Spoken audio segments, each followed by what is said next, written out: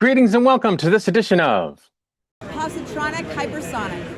Positronic hypersonic. Positronic hypersonic. I'm Barry P. Cook, and I'm here to talk to you about the latest episode of Peacemaker Season 2. It was called Another Rick Up My Sleeve. As the episode starts, it's 3 years ago, and Rick Flag Jr. and Harcourt are having a morning after talk about how he hasn't left his regular girlfriend yet, hours before the events that, in the regular world, led to Rick's death. In the present, in that same alternate world, Chris's brother wakes him up.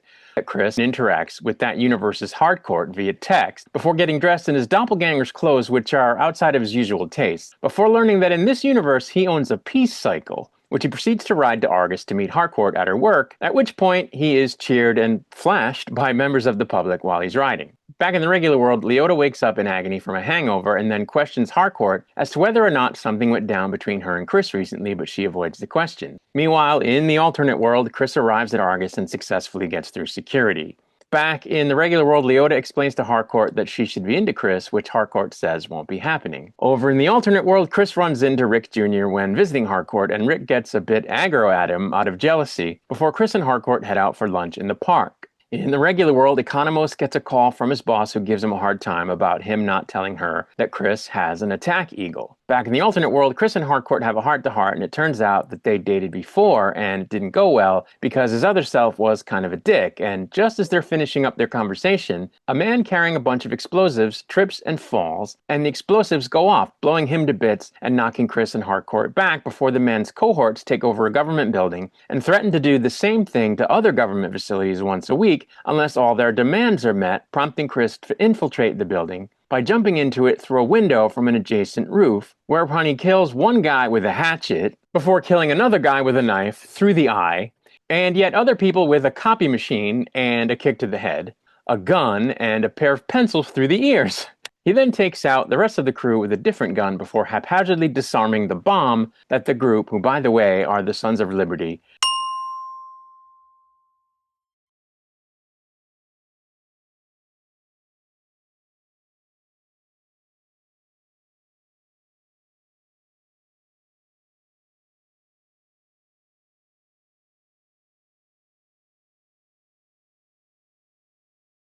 had planted in the building.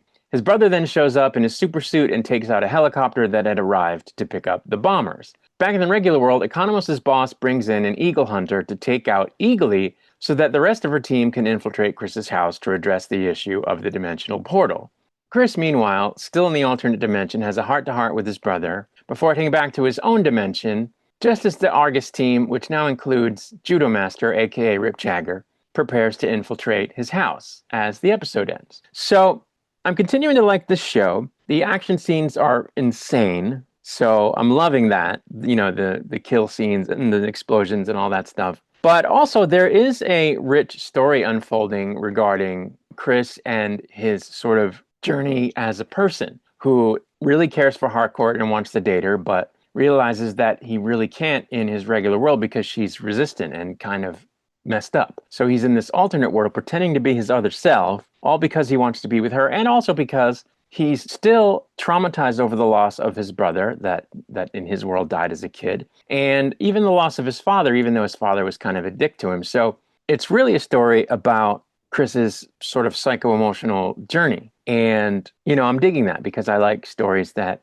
showcase the human condition, and I think it's doing that. At the same time, there's a lot of humor. The character of Chris's so-called best friend is hilarious, just as he was last season.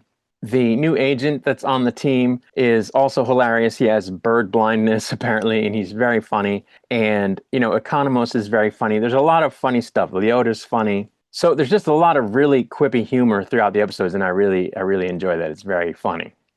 And it'll be interesting to see how Chris continues to relate to Harcourt in his own world while at the same time romancing the other Harcourt, because it's just going to be so weird going back and forth. And is he going to like get confused in his mind? Like, where is that going? And, you know, at some point is Economos going to pick a side, because right now he's straddling the line between trying to be Chris's friend and a good soldier over at Argus, and there's a conflict there. So we'll have to see where that goes. And at some point, the shit's going to hit the fan in the alternate world where Chris's father and brother figure out that he's not there. Chris, and possibly that he killed their Chris, and the shit's going to hit the fan there, and is he going to have to kill them again in order not to be killed, or how is that going to go? So he's riding a train that's headed right for a wreck. There's just no way about it because he's not going to be able to keep this up forever, this charade. And then what about when the alternate world Harcourt figures out? It's just all heading for a big mess, and it's going to be interesting to see how it all implodes on him and how he deals with it.